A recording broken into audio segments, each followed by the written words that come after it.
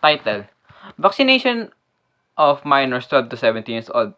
Thesis statements: Almost all parents or guardians should be adhered to the government's and the American Pediatric Association for vaccination schedule.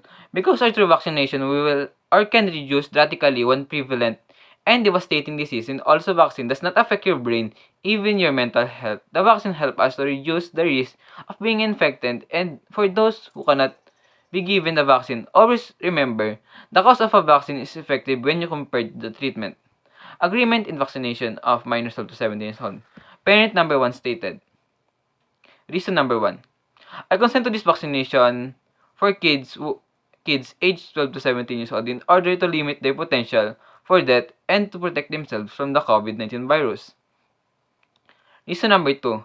Parent number 3. I will agree to this vaccination of minors because if they get the vaccine, they will be able to go to school if the President of the Philippines approves the face-to-face classes during this pandemic. And one more thing I heard about my son, that they are focused in school because the teacher help us them to realize and understand the lesson properly. As a result, I will consent to the vaccination of minors. Reason number 3, the fifth parent. I agree because I read and understood the vaccine effects and side effects from mRNA incorporation. Because mRNA will help us cure viruses and diseases for nearly a decade. I believe that me and my son can assist with mRNA vaccine so that we not make COVID worse if we become infected. Counter argument. There are many parents and guardians who are opposed to the minors being vaccinated because they believe the vaccine is not 100% effective and is not 100% beneficial to the body of teenager because even an adult gets sick after being vaccinated. So why you should teenager? And there are many rumors that the vaccine contains a microchip and that if you get vaccinated after 2 years you'll die.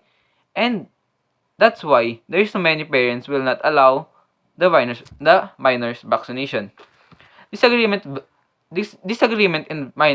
in vaccination of minors 12 to 17 years old. Evidence number 1 counter to reason number 1. Number 2, parents. What if my son could not bear the dosage of the vaccine or the negative effects of the vaccine?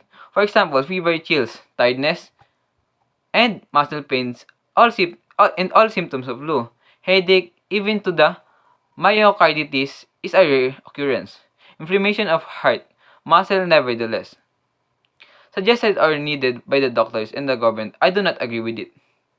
Evidence number 2, counter to reason number 2. Parents number 4, I will not agree with minors vaccination. Because if they get being vaccinated, we will not ensure their safety even if they vaccinated. Even if they go to school. And I will not agree because if face-to-face class approved by the President of the Philippines, it will be dangerous for the students. Because what if they not follow the COVID-19 protocols in school? And one of the students gets COVID and transmit it to the another students. That's why if they create face-to-face classes, I will never agree to the vaccination of children 12 to 17 years old. Evidence number 3, counter to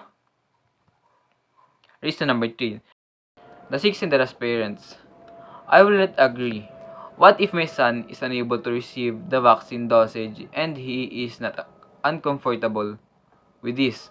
What if he is unable to receive the side effects because his body is too weak and insufficient? What if he is unable to obtain the dosage because his body is too weak and insufficient? That's why even the doctor recommended and the government recommended vaccination, I will not agree because, or what if my son die because of the vaccination? Call to action. Rufton coaching, the professor said the mRNA vaccine essentially is like an instruction booklet for Lego building. The coding instructions are infected into the body and unable to receive. Evidence suggests that the instructions don't enter the nucleus and that don't change our DNA. They are also rapidly destroyed by our enzyme and then they are discarded. So within that time frame, it's very unlikely that time we will see long-term side effect arising from the coding instruction in the vast majority of children who are vaccinated. The technology behind the mRNA itself has been around for a decade. We have used it many other conditions such as cancer,